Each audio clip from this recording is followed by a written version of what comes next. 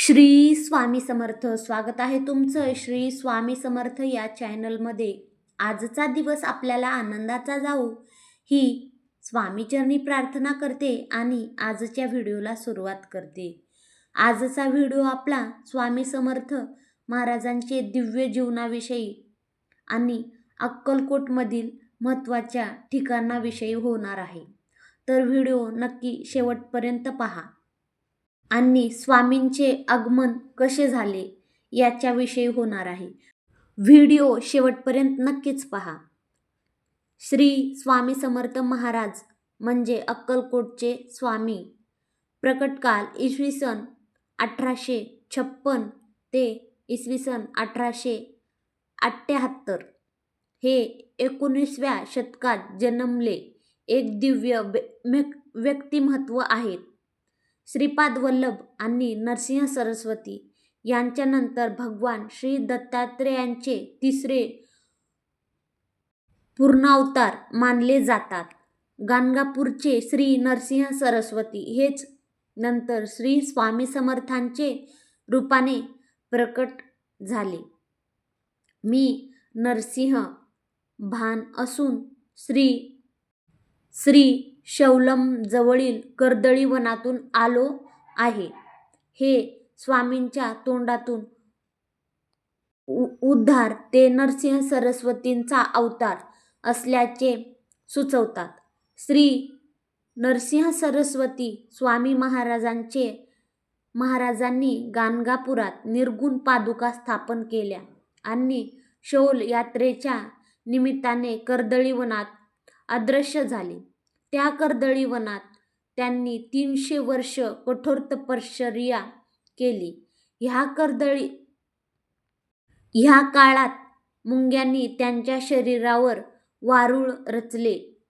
एके दिवशी उद्धव नावाचा लाकूडतोड्या त्या कर्दळी वनात लाकडे तोडीत असताना त्याच्या हातातून कुऱ्हाड निसटली आणि ती वारुळावर पडली.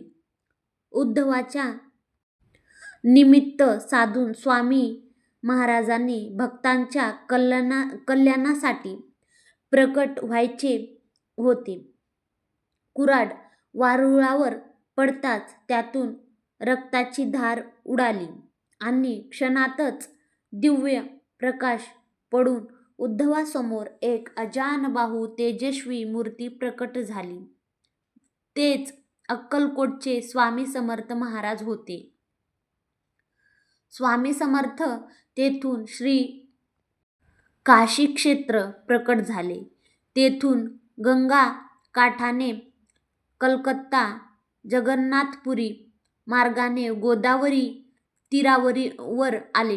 प्रथम स्वामी समर्थ मंगळवेढे गावात प्रकट झाले. ते रानात वास्तव्य करीत. क्वचित गावात येत. गावात एक ब्राह्मण कुटुंब होते.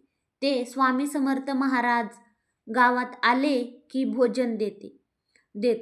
मंगळवेढे येथील वास्तव्यानंतर श्री स्वामी समर्थ महाराज पंढरपूर, मोहोळ, सोलापूर या ठिकाणी वास्तव्य करून अक्कलकोट येथे आले. तेथे त्यांनी त्यावेळी 3 दिवस स्वामींनी अन्न ग्रहण केले नव्हते. चोळप्पा यांना स्वामींना आपल्या घरी नेले आणि त्यांना भोजन दिले. त्यावेळेपासून श्री चोळप्पा स्वामींचे एकनिष्ठ शिष्य झाले. चोळप्पांच्या घरातील मंडळी त्यांना एक वेडा घरात आणून ठेवला आहे असे म्हणत. श्री स्वामींच्या दिव्यत्वाची प्रचिती अक्कलकोटात येथील मंडळास येऊ लागली आणि लोक स्वामी दर्शनास येऊ लागले. राजेसाहेब भोसले यांचीही श्री स्वामींवर दृढ भक्ती झाली. श्री स्वामी समर्थ महाराज राजवाड्यात कधी जात व एखाद्या वेळी त्यांच्या राजवाड्यातच 4 दिवस मुक्काम असे. अक्कलकोटात येथे स्वामी महाराज प्रथम आले ते खंडोबाचे देवस्थान कट्ट्यावर स्थापन झाले. हे खंडोबाचे देऊळ सध्याच्या एसटी स्टँड समोर आहे. तेथून पुढे वृक्षवटाखाली येऊन त्यांनी तपसमाधना, बालोन्मत्त पिशाच वृत्तीचे ते सिद्ध पुरुष होते. आपल्या वास्तव्यात त्यांनी अनेकविध चमत्कार केले. राजापासून रंकापर्यंत अनेकांवर प्रेमाचा वर्षाव केला. स्वामी समर्थ महाराजांची समाधी.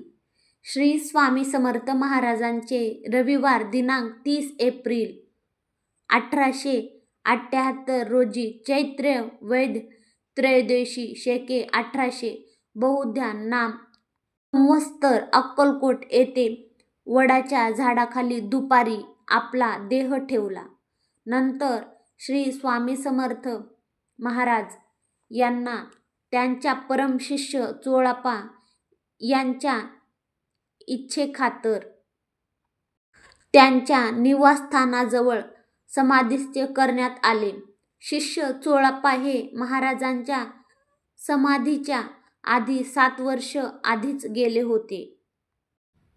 अक्कलकोटमधील महत्त्वाचे ठिकाणे: खंडोबा मंदिर श्री स्वामी समर्थ महाराजांचे प्रकट स्थळ आहेत आणि वृक्षवट मंदिर श्री स्वामी समर्थ महाराजांचे मंदिर आहे आणि स्वामी समाधी मंदिर श्री स्वामी समर्थ महाराजांचे समाधी मंदिर परमशिष्य चोळप्पा यांच्या निवासस्थान आहे.